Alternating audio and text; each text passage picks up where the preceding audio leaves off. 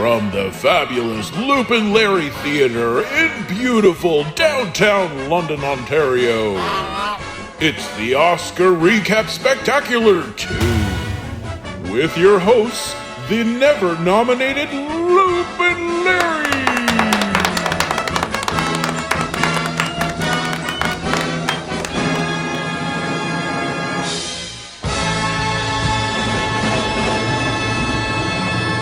Everyone, welcome to Loop and Larry's Oscar Recap Spectacular 2. So we did one last year, and I think we may have briefly mentioned it the first year we did the podcast, but this is an official second version of it where we take a look at the Oscars broadcast and give it a little bit of a review. And this year was the 93rd annual Academy Awards, and it was from the Los Angeles Union Station, Sunday, April 25th, 2021. And what were you thinking, Larry, going into this? Well, I mean, first of all, let me just say, you can tell how special this particular podcast is because we got our fancy clothes on. Oh, that's right. That never happens. We never get the fancy clothes on, and we're all fancied up like you wouldn't believe. You're lucky I even fit in the fancy clothes. I was a little worried when I put this on. I'm like, I don't think this is gonna fit. This jacket definitely doesn't do up. I can tell you that much. But fortunately, we're sitting down, so you can only see like from your chest up, so you're okay. And I am not just wearing shorts under this. Yeah, definitely not. Anyway. Okay, so I got to tell you, I was really excited about this year's broadcast. First of all, I love the Oscars. We should preface that right off the top. We're both huge Oscar fans. Okay, huge. This is like the Super Bowl of movies and in our world. Like this is the Oscars is big. So I was really excited to see what they were going to do because they kept hyping that it was going to feel like a movie and it was going to be a joyous celebration to film and all of that. And so I was like, oh, they've planned something really cool. And it was Steven Soderbergh who is directing and producing this thing. And I was like, okay, this is going to be the best broadcast ever. So that's how I went into this. Really high expectations. And the reason I love the Oscars so much, I know some people are down on the Oscars generally, but I like them for a couple reasons. One, I love movie nostalgia. I love film. And both of us usually try to watch as many of the Oscar films as we can, if not all of them. Yep. And it's a way of watching movies or a reason to watch movies I normally wouldn't watch. Yes. Right. So that's why I love the Oscars. It forces me to watch some stuff I wouldn't normally just click on Netflix. So or go to a theater and see, and it forces me to do that. And then I'm so much better off for it. Cause it's some of these movies I've seen, I never would have experienced them, but I have now. And they're fantastic. That's right. I mean, there's a reason why movies are nominated Best Picture.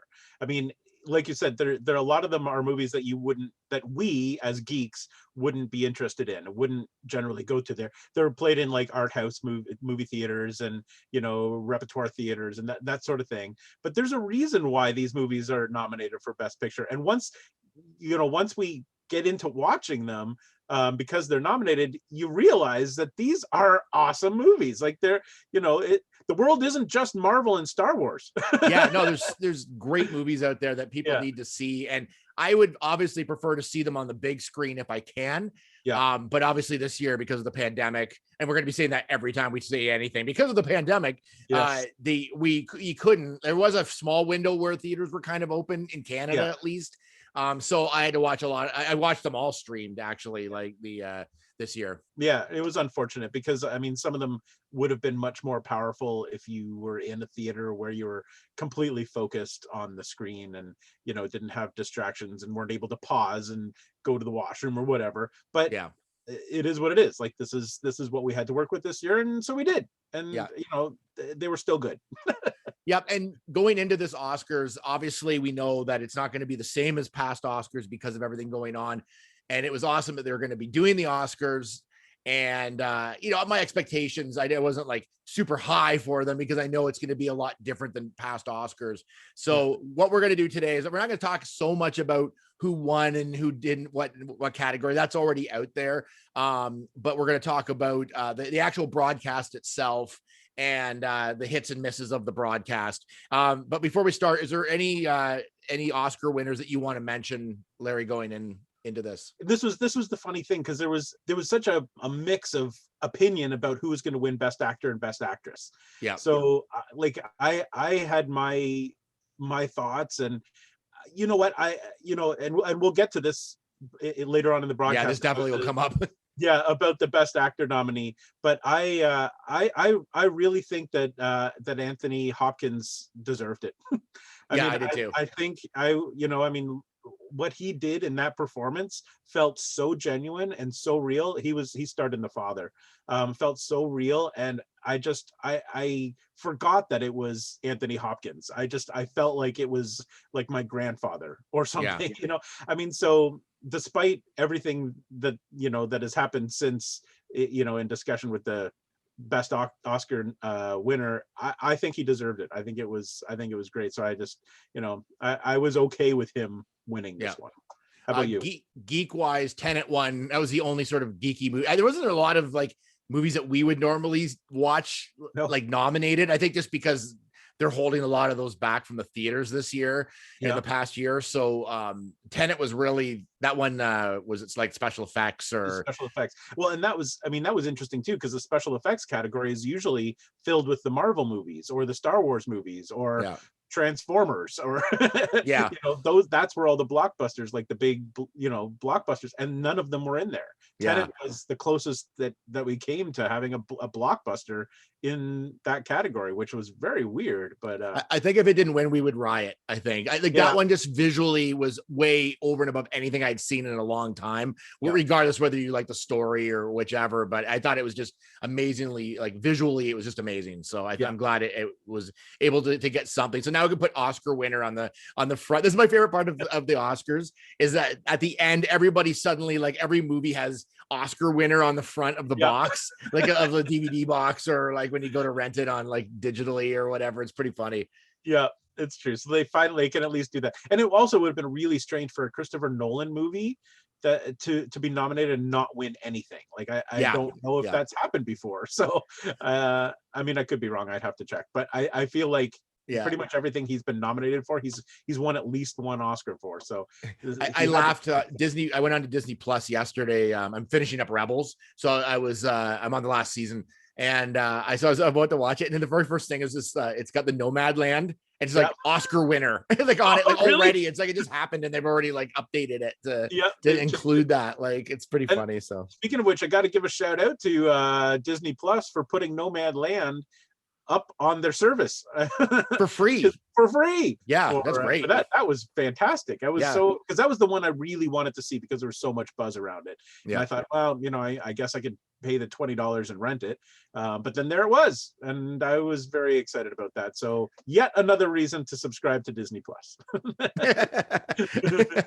Not endorsed by Disney Plus. Let's go into the hit and misses of this kind of, I would say, almost like bizarre Oscars. I would put it like.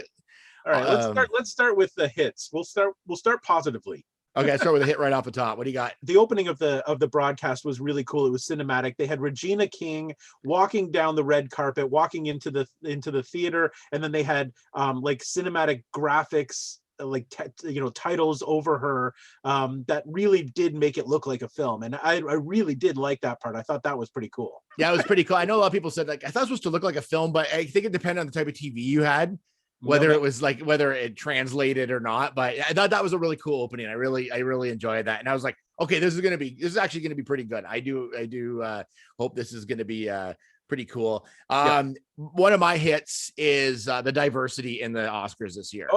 Never before have we had like a more inclusive Oscars, not only with winners but presenters, and and it's weird to say like, oh, it was more diverse.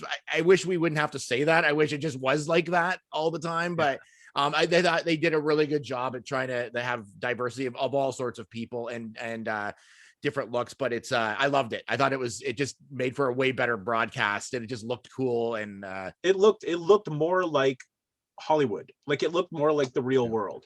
I mean, it really felt like everybody was included in this one, and they made a real strong case for that. Like they, I thought they did. I agree with you. I think they did a really good job. I think they've turned a corner when it comes to and it's about time. What else do you have for hits? I liked seeing everybody maskless. Not that I want to see people get COVID, but they did say at the beginning everybody was vaccinated and they were all checked before you couldn't come in there unless you were negative. Like they did 2 tests, I think, on everybody, make sure they were negative before they came to this Oscars. I liked it because it felt like Normal, like it used to be. You know what I mean? It didn't feel like, and then they did put their masks on when they weren't like on camera. And but it just felt, it was nice to see some normalcy. Yes, I guess you could say, like, that was kind of cool.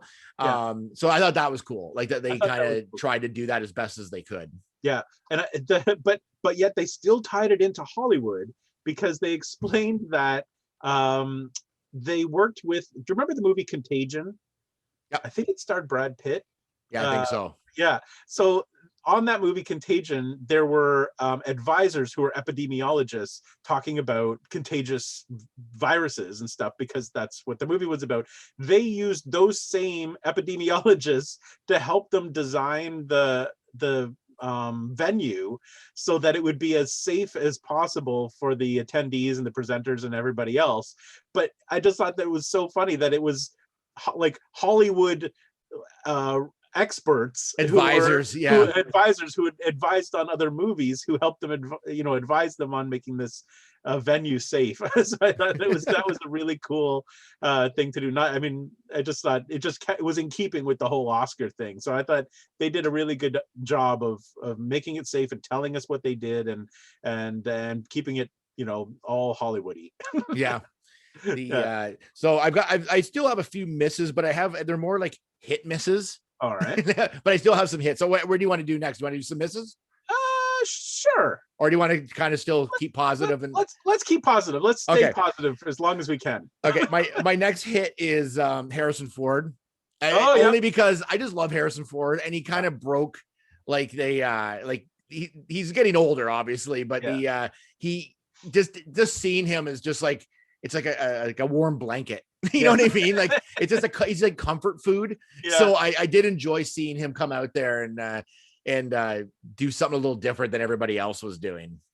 And the fact that not only was he out there, but he sort of broke the mold a little bit, because he was presenting for editing, and so he was like quoting reading quotes about Blade Runner when it originally came out, and they were really like scathing reviews of Blade Runner and what needs to be done. This was probably after one of the first like runs of it, or what do they call that? Like the screening, like a screener or whatever. And I just thought that was hilarious. That because he was talking about editing, so it's how important editing is when it comes to these things, because if you don't edit properly, then things don't make sense. He was talking about the narration. Does the narration have to be there? Does it not have to be? Oh yeah, that's great. I just thought that was really funny that he was sort of making fun of his own body of work, which was great. So good on Harrison Ford. That's my last hit. Now I've got some hit misses, which mean that part of it I liked, but then they got ruined somehow. So we can transition into the misses with your hit misses. So perfect. Okay. One of mine is the Hollywood memories for each nominee. So I like the idea that they talk about how they first got into like they mentioned how they first got in the business, or what inspired them to get into Hollywood as an actor or as an editor. I like that. They didn't need to do it for every single nominee that it got tiring after a bit. Like I like a couple, maybe like the best actors or something or actresses would have been great. But like for everybody, it got tiring to hear everybody's story. It was. And then they turned into like things that didn't even matter. Like, your favorite food to eat while you're watching movies and stuff. I'm like, it would have been more interesting if they had, for every person, if they were going this way, if they had talked about how they got to that, because they did at one point. Like I think it was was it the directors? I think it was the directors, when they were talking about how, one of them started out as a janitor and then, worked his way up. It's stories like that I think are really cool. Like, how does a director become a director? He started as a janitor in the studio area. I thought that was really cool. So stuff like that. But I don't really care what they like to eat when they're watching movies. I mean, it was like the little factoids of each person it just got too much. Like it just went on, and I don't even know if some of them were even right. Like it seemed like they were making some of the people that they were saying them about looked like they were a little confused. Like it just seemed like kind of weird, but it's like way too much nostalgia. Like you needed to like pull that back just a touch. Less is more, I think, in that situation. Do you have any? Do you want me to still go with hits and misses? Yep. Keep going with your hit misses. Hit misses. The location. Okay. So I like the look of the location. I thought it was kind of neat to see a different location rather than the Dolby Theater. For once, a little more intimate. I didn't like it in that it like the lighting was weird because there was like big windows behind like a lot of the nominees. Yeah. And I mean, us both coming from a TV sort of background, like it just looked like it washed out some of the shots when they were shooting nominees. I just thought that was kind of weird. And it also had sort of a, as my dad would say, a Mickey Mouse look to it. It didn't feel like, I like the structure of it, but I didn't feel like the Oscars. It just felt like really like it was just like a graduation ceremony or dinner for something. It just didn't look right. That's exactly what I felt too. But so the interesting thing about this building, so it's in Union Station in the LA, it's a heritage building. Which is right behind you if you're watching the YouTube version. Oh yeah, if you're watching YouTube, this is the exterior I'm sitting in front of right now from the red carpet. But so because it's a heritage building, they were not allowed to attach anything to the ceilings or walls. So usually in a situation like this, they'd have a lighting grid in the roof, on the ceiling, so they could light properly, but they couldn't attach anything to so everything they did was sort of standalone. And so they were really limited with how they could, put this together. So it didn't look like a big gala, presentation like it does from the Dolby Studio, because they were working with an old building. So they couldn't do it there. But yeah, you're right. It was, I mean, I didn't mind the intimacy. Like they only had 170 people in the building, like in the auditorium area. So it was intimate. So I didn't mind that, but you're right. It didn't feel like a big Hollywood gala to me. Either. I have another hit miss, but I'm going to bring it up. I'm going to bring a miss up, and then I'm going to bring this up right after because they kind of connect. A big miss for me on this was that there was no host, no actual host. And I know everyone's like, oh, I like it with no host. It's better with no host. That's not true. I'm telling you right now, it needs someone to carry it through. And because there's no host, there was no comedy. This thing was void of any laughs. It was absolutely, because usually they'll have a writing team backstage who will quickly write, comedy bits. When somebody says something on stage, they'll the writers backstage will write something really quick for the host to say, so that the host can make a joke out of what just happened. But they didn't have any of that. So it was just nothing. It was like I was referring to it as a lecture on Hollywood history with some special guests. That's exactly what it was. And every time they'd cut to somebody introducing it, but like an award or whatever, but it was just void of laughs. Like there was nothing going on. And the host is there to provide some laughs, at least. Sometimes they're cheesy or whatever, but at least it's the one-liners and the quips and stuff. That's what makes the show to me. Like this, and makes it entertaining. This was not entertaining like that. It was it was boring. And which leads me into my next hit and miss is the one part where they tried to make it funny, which was the trivia part. So they go, the trivia host goes around and asks people to name songs, if whether they're an Oscar winner, a nominee, or never got nominated. And it went way too long. Well, and it was like the part with Glenn Close was funny because they asked Glenn Close about Debut by EU, and then she knows all this information about it and then does the dance. That was funny. The rest of it was terrible. Well, spoiler alert, that part with Glenn Close was scripted. I heard that she knew what song they were going to do, but she did all the research for it apparently. Right. Yeah. So, but it wasn't off because she's a fantastic actress. It looked like it was totally off the cuff and real. And she was like, what? How does she know all this stuff about Debut? And then she knew the dance.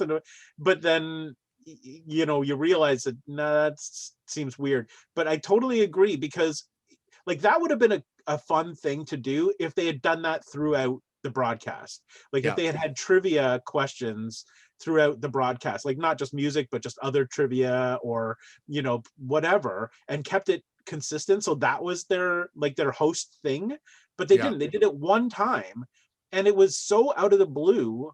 Like, because by this time it was also like 10:40. Like the show went from 8 till 11.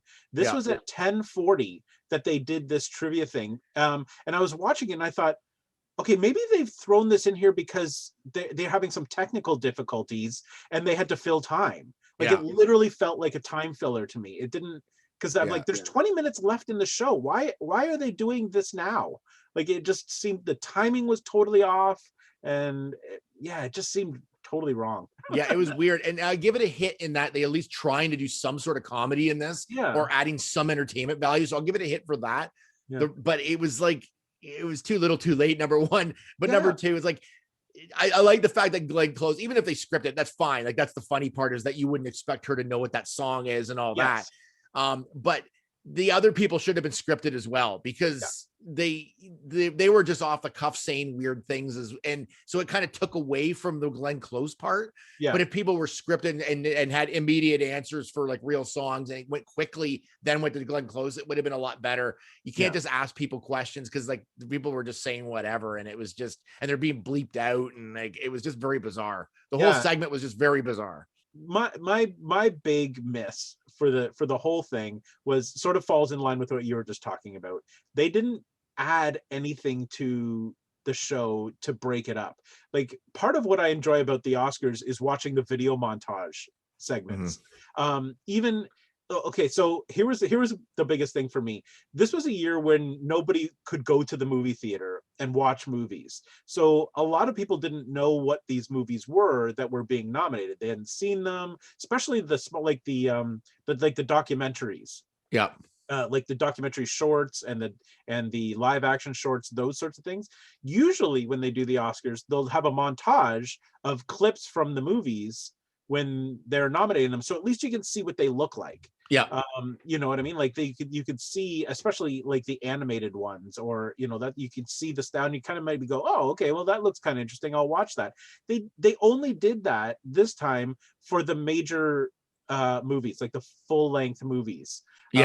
They didn't do it for like editing, and often they'll do really cool things, like when they're nominating the editor, the hair and makeup, for example. They'll do video of like that hair and makeup person behind the scenes, like sewing together the costumes, and then you can see the prop house, and you can see, you know, the costumes being made, and you know, the edit suites, and you see like behind the scenes magic. They didn't do any of that. They were just literally like, and here's, you know, Bob Smith, who likes to eat peanuts while he watches the movies, and to eat peanuts.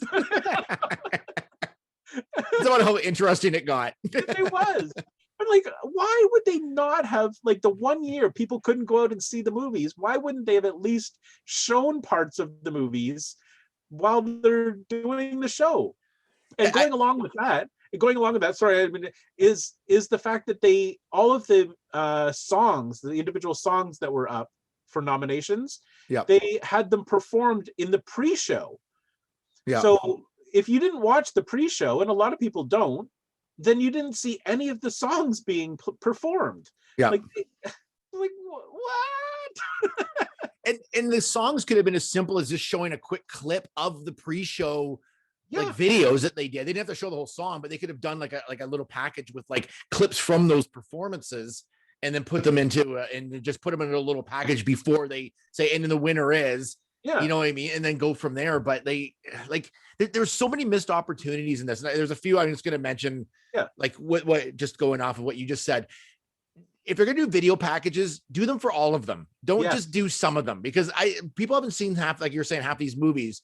You've got to do these video packages. Like that's how I know what these short films look like, or these short animated films. Like, I don't know what those are. And this is one of my misses, but I'll put it in with this. I don't want to, like, that camera work and the awkwardness of showing the tables of the people when they were talking about them when they were nominated was really super awkward. Yes. Like the camera work wasn't even good. Like it was just, It was almost like they didn't even know where people were, and they were trying to find them. Like when they actually went to them, Yeah. like it would have been simple saying like, here's the nominations for best animated short. Boom, show the package, like, and who's nominated, a little clip, and then you're out, and then the winner is, and it just would have looked so slick. But they ruined it by making it look really like, it looked like a like a college, like, or like a local cable version or something. Like it just like, and the local cable version actually probably would have looked better than this. Like it just looked really cheap.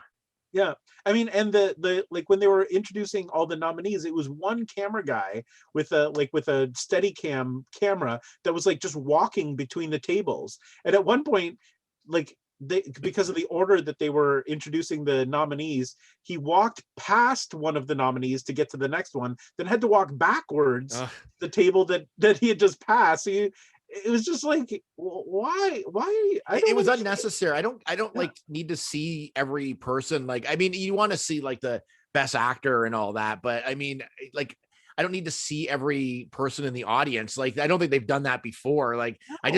I just need to see the nominees, and then whoever wins will come up at that point. Like, well, exactly. Like, that's, I mean, I'd rather see what the hair and makeup nominee did to earn this nomination rather than to see that person's face. Like, it's important to know who they are, but as a viewer, I'm more interested in what they did, like how they got there. So that's, I want to see that. And it didn't make any sense to me that they excluded all of that in the broadcast. Like, that, not only did they not have a host who made it funny, they didn't have any video clips to move the show along. Like, the pacing was just so slow. And there was so many opportunities, like you were talking before about like the little video segments they sometimes do on the history of whatever, but there's a whole opportunity here to do a whole thing on like how they shot these movies during the pandemic. Yes. And how that was a challenge, and talking to different directors, like from the top movies, talking about how this was so challenging and how they got around it. That's interesting to me. And that was like a no-brainer, talking to people on the street about what they miss about going to the theater, like or even the people that are like nominated. Like, it was such a missed opportunity there, and they didn't do any of that. Like, no. And the thing was that they have known about this situation for a year. I mean, this isn't like it was just shut down 2 weeks ago, so they had to completely revamp the broadcast. They knew that this was coming. Like, they know what's involved. Like, it just seems so strange to me that they did this. This leads me into another miss for me, talking about video clips. One of the things, and it always sounds so bad, but one of the things that people talk about most in these Oscar is the in memoriam section. Oh my God. Those are my miss too. Okay, go on. Yeah, where they talk about who passed away over the last year. Usually that's introduced by somebody, and then there's somebody live on stage who sings like a beautiful song. They have like a piano, just a simple piano or a simple guitar or something, and it's a beautiful like heartfelt emotional song that they sing live while this stuff is going on. Well, since they didn't have an orchestra or anybody live, they had Questlove from The Roots DJing this thing, and so he played a song. The song was so fast paced. Yeah, it was a Stevie Wonder song. Yeah. What song was it? Do you I don't remember the exact song, but it's a faster paced song. Yeah, it was the Stevie Wonder song. So it was really fast paced, which meant that the video was so fast that I honestly couldn't read the names and the titles and look at the picture of the person that they were putting up there before the next picture came up. Like, I was like, who is that? Who's this one? Like, someone on Twitter said, was this played back in triple time? Like, it seemed like it was like, I'm like, this is going so quickly. And it was just so weird. Like, it just didn't have any emotion to it because it just flew by.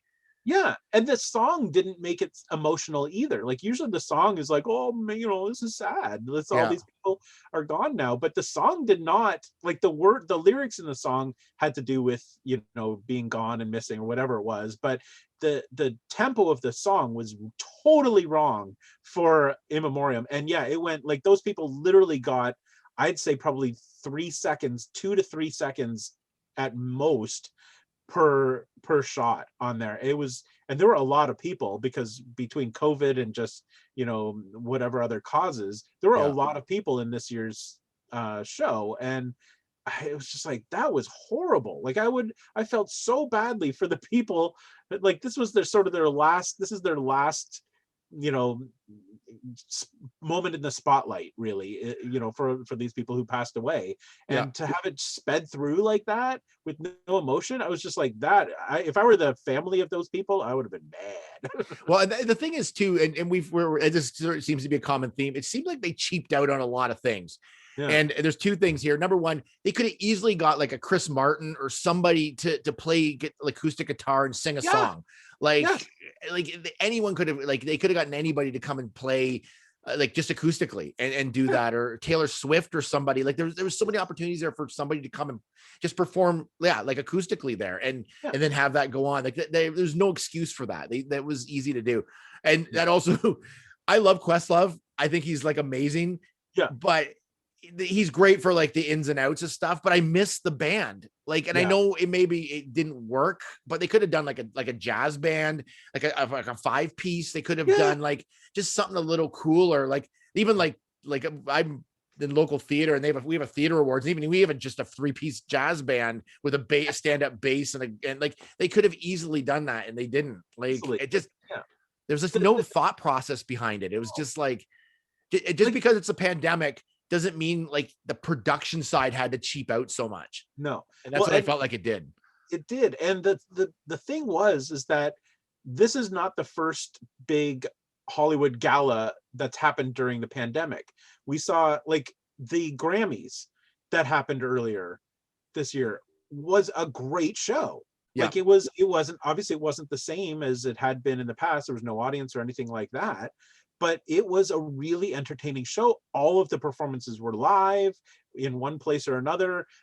It was slick looking. Like I was like, this is a really well done broadcast considering the situation that we're in. Yeah. So it's been proven that, you know, a big Hollywood gala can still be spectacular.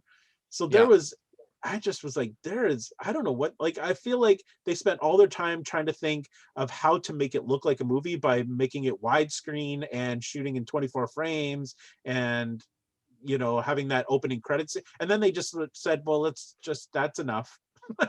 Yeah. That's all we need to do. I feel like with Questlove, like I feel like they got just a DJ because it was easier. Like maybe like for a minimalist approach, so it looked like they didn't have all these people on stage and whatever, but they're already got everybody there like maskless. They're all tested, so why don't they just go a little bit extra? You know what I mean? Maybe the sound wasn't right if they had an orchestra there. I don't know. I mean, there's maybe some reasons behind it. Like, I mean, Questlove does the best he could with what he had, and I heard some Prince in there, so I was happy with that. Some clips, but I just thought it was weird that they didn't have even like a smaller piece brass band or band of some sort. But maybe the acoustics were terrible in there. I don't know. Maybe they tried that. Like, there's some things we don't know behind the scenes of it, of course. But so here's my thought on that. They did have one scene with Bryan Cranston from the Dolby Theater. Yeah, he was presenting the humanitarian award, and he was at the Dolby Theater. Why couldn't they have had the band at the Dolby Theater? There was literally nobody there. Like it was completely empty. They could have had a full orchestra or you know, on the stage at the Dolby Theater and just piped the sound in. You know, just fed the sound the way they did with Bryan Cranston into the control room and then put it out there. Like it would have been so easy if it was too tight or whatever at Union Station to have the orchestra or band someplace else and just play. Like it. I just don't get it. I don't understand what they were. Why? Why? So speaking of this whole, I don't know what they were thinking.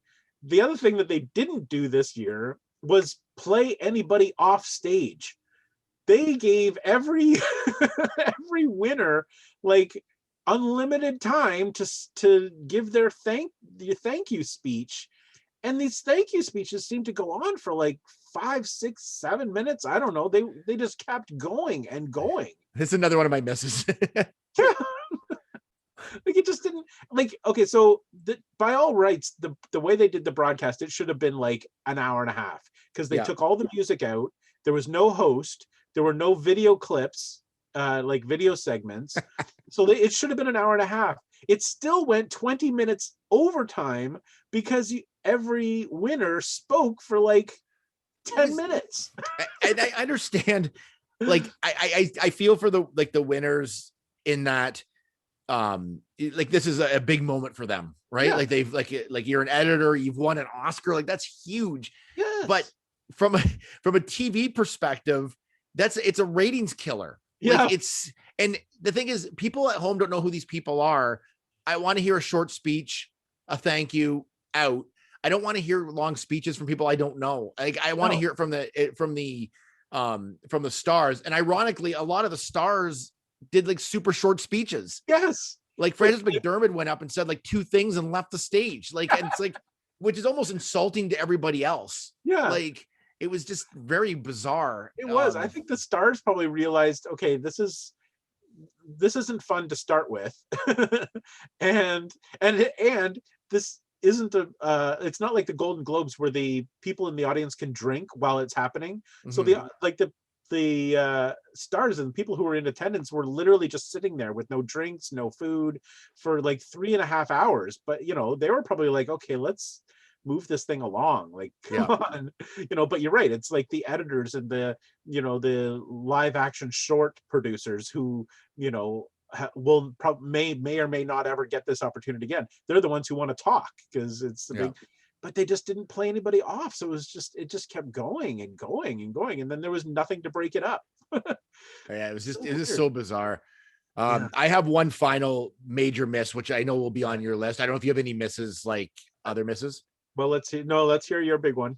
It's okay, on my list. So this miss, I think, is the biggest of the whole show. And let's end on this miss. Right. The order of the best picture, actress, and actor was a major faux pas. Yes. On the part of the producers. I thought this was like the dumbest thing they could have done. Yeah. It was terrible.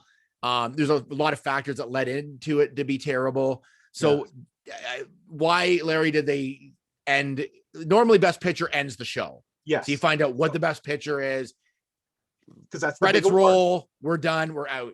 Why did they end with best actor? Well, first of all, they haven't done it this way. So they did best picture, then best actress, then best actor. They haven't done it that way since 1972. Okay. Like it has been for almost 50 years, that order. So the reason that they did it that way this time is because everybody was 100% convinced that Chadwick Boseman was going to win Best Actor posthumously. Mm-hmm. And everybody was expecting it. Everybody wanted that to happen. And so that would have been a really emotional big thing. So the producers of the show thought, well, why don't we save the best actor category for the very end? So we end with this big emotional punch where everybody gives a big standing ovation and cheering and yay, we are honoring Chadwick and blah, blah, blah. And so they thought his wife was there in attendance, and she had a speech written, so she was ready to go. But the problem is only the accounting firm that figures out the ballots knew who won. Literally nobody else did. So they made the call. They said, well, this is going to happen, so let's just go with it. And then it didn't happen. Yeah, and it was. He didn't win, my only hit of that whole part is that it shows that no one else knows who won. Because otherwise they would not have done this had they known that.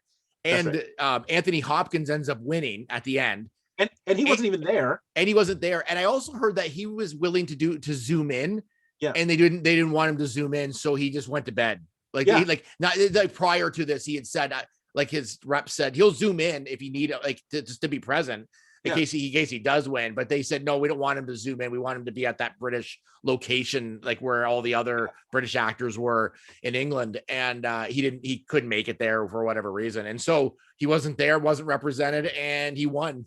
Well, and I was reading a bit of an interview with him the next day. He didn't think he was going to win. Like even he thought that Chadwick Boseman was going to win. He was convinced that he wasn't going to win, which is why he went to bed, because he's like, I'm not going to win this, so I might as well just go to bed. They don't want me to. So he wasn't even prepared. So when the next morning when he found out, he did like he tweeted a little video, and he actually gave a shout out to Chadwick Boseman, which was really nice. Like he acknowledged how good he was and all of that, which was but yeah, even he didn't, like literally nobody knew that it was going to go this way. So but what that created was this like vacuum of nothingness at the end, because like they had this expectation, it didn't come through, and he wasn't even there to say a speech. So it was just like, all right, well, that's the end. And then he threw to Questlove, and poor Questlove is like, all right, well, I guess that's the Oscars. Like he had nothing to say. Like, and I think I felt like he was even kind of annoyed, like how it all went down. Like it just seemed really super awkward. And they just throw to him, and then the poor guy's like gotta like get out of this somehow. Like it was just seemed really weird, the whole thing. And it was Joaquin Phoenix who presented that award, because he won for Joker last year. Yeah, and I'm sure that he was expecting Chadwick Boseman to win too. So he probably in his head had, was expecting Chadwick's wife to come up and all of that. So he didn't know what to do either. So he was like, Anthony Hopkins is not here, so I will accept this award on his behalf. And he was out. Oh, he got out of there. The thing is too, there's a few things here. Number one, like end on Best Picture, like just keep it tradition. Best Picture is always the best way it's a celebration of the best picture of the year. Just end on that. Yeah. Never ever end a show with Joaquin Phoenix giving an award. He is so weird and so like unpredictable. And like he goes, yeah, they asked me to talk about my why I got into movies, and they said, what's it like to submerge yourself in a role? I don't know, I've never done it. I was like, come on, Joaquin, like don't be such an idiot. Like he came across as such I can think of a lot of words I could say here, I won't, but he just came across as just being like completely like pretentious and get out of here. I'm not a big fan of him as I like him in the Joker, and he's good in some roles. He's too weird. Like he's just like, you don't need to be like that. Like you just come across as a goof. Like, I don't know. So never end a show with him. No, exactly. Well, but the other thing it did, I was watching the broadcast with my family, and then Best Picture came up, and we were totally confused for like a solid 5 or 6 minutes. We're like, did we miss something? Like, where are the, like, we started looking up, like, did we miss the best actor, best actress? Or like, did the broadcast skip? Like, is this not live? What is going, like, we literally didn't know what was going on. So it wasn't even like, it didn't even give the Best Picture like the credit that it was due, because we were all so confused by what was happening. Yeah, we weren't even like paying attention to the Best Picture. Though if Frances McDermott had got her award before that, you might have missed it because it was so quick. Yeah, the way she went up and got it. She howled like a wolf and then left the stage. That's another person that's just like too much for me. Like great actress, and same with Joaquin Phoenix, great actor. Just too weird beyond that. Like, you don't need to be that weird. Just be like normal. Like, it's like, I understand you probably think these are kind of goofy, or like a lot of people, like someone else said, like you putting actors up against actors, like you can't put, unless they all play the exact same role, you can't really compare them. And I understand that concept, but just go up and just be normal. Just be gracious, be normal. Act normal. Like, you're an actor. If you're an actor, you can act normal. Act like you think someone should act if they're on stage in front of a lot of people and millions of people at home. That's how you need to act. It's like, I just find it's almost insulting to people that went and saw the film, to me, like that you're just so flippant about it. Like, I don't know. That's just me, but I watch that and I just shake my head. I'm like, come on, guys. Like, what's your basic like impression of the whole show? I can tell you it's going to be memorable. Yeah, like people are going to be talking about this broadcast for a long time, because it was so different and so like odd that I think people are going to reference the fact that this is going to become the what not to do in for the Oscars. Yeah, and so for better or worse, it was a memorable show.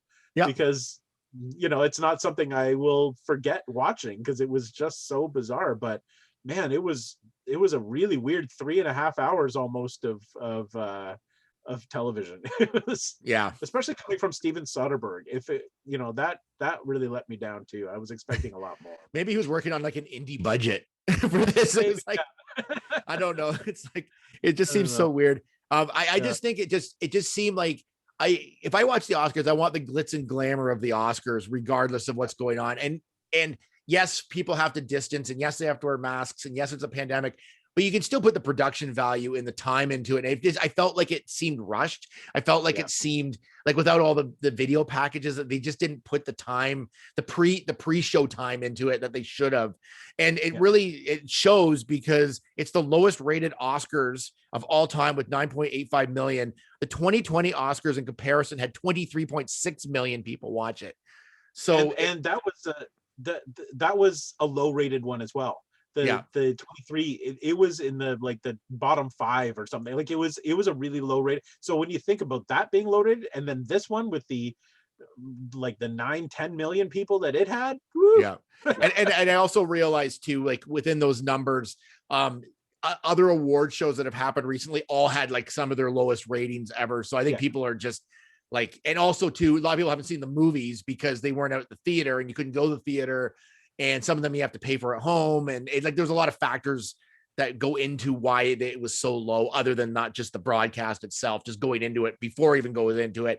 A lot of people just aren't interested in movies right now because there's just nothing out that they want to see. Well, exactly. And I think everybody expected, like, I don't think anybody on the production team expected this to get high ratings. Like, I'd be very surprised if they thought this is going to be a great show. Like, I don't think that, but I feel like more people than ever probably watched like the first hour and went, I'm done. Like this is it was very, very, very odd. So well, that's on that note. Yes. See, that's why we start with the pluses. So it happened. My hit is that it happened. It was done. That's right. Well, thank you so much for joining us for the Loop and Larry Oscar recap spectacular. I don't know how spectacular it was too. I think our podcast was more spectacular than the broadcast. So, so thanks for watching, and we'll see you next time with another new podcast. Bye-bye.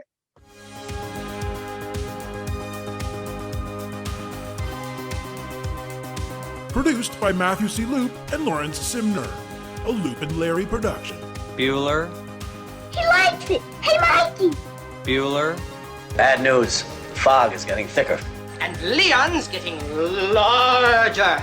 Inconceivable. Brian's right. It's an elf. Wax on. Does Barry Manilow know that you raid his wardrobe? Oh, Captain, my captain. Life moves pretty fast. You don't stop and look around once in a while, you could miss it. Wax off.